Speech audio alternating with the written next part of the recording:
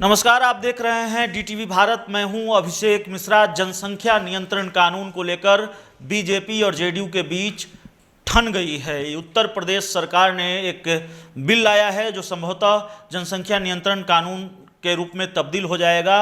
UP में जनसंख्या नियंत्रण को लेकर कानून बन जाएगा। बीजेपी बिहार में भी यूपी मॉडल लागू करने की बात करती रही है। जनसंख्या नियंत्रण कानून को लेकर भी और दूसरे फैसलों को लेकर भी बीजेपी के नेताओं के यदाकदा बयान आते रहे हैं। लेकिन जनसंख्या नियंत्रण को लेकर बिहार की राजनीति गर्म हो गई है।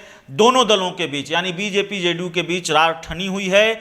और आज बिहार सरकार के पंचायती राज मंत्री जो बीजेपी कोटे से आते हैं, उन्होंने एक बयान देकर इस गर्माहट को और बढ़ा दिया है। आप जानते हैं मुख्यमंत्री नीतीश कुमार जनसंख्या नियंत्रण को लेकर कानून बनाने के पक्ष में नहीं है। उन्होंने जागरूकता की बात कही है। लेकिन बिहार में बीजेपी कानून की वकालत कर रही है, यूपी मॉडल की वकालत कर रही है। सुनिए बीजेपी कोटे से बिहार सरकार में मंत्री सम्राट चौधरी ने क्या कहा है। जनसंख्या नियंत्रण कानून को लेकर बीजेपी की राय अलग, जेडीयू की राय अलग। देखिए, कानून जब बनेगा, आज जितने लोग बिहार में हैं, उसके 2 बच्चे हों, 10 बच्चे हों, 15 बच्चे हों, वो सभी चुनाव लड़ सकते हैं। आगे के दिनों में कानून उनके लिए बनते हैं जो नए लोग होते हैं। आगे के दिनों में जो कानून होंगे यही होगा। इसलिए ये कोई गलत कन्फ्यूजन नहीं है। बिहार हो कि उत्तर प्रदेश हो, जिस दिन कानून बनेगा उससे 12 महीने का एग्जम्पशन मिलेगा।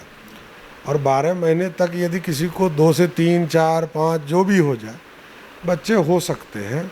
लेकिन कानून अब बनने का समय आया। ये मैंने बात रखा है कि पहले नगर निकाय में ये व्यवस्था है।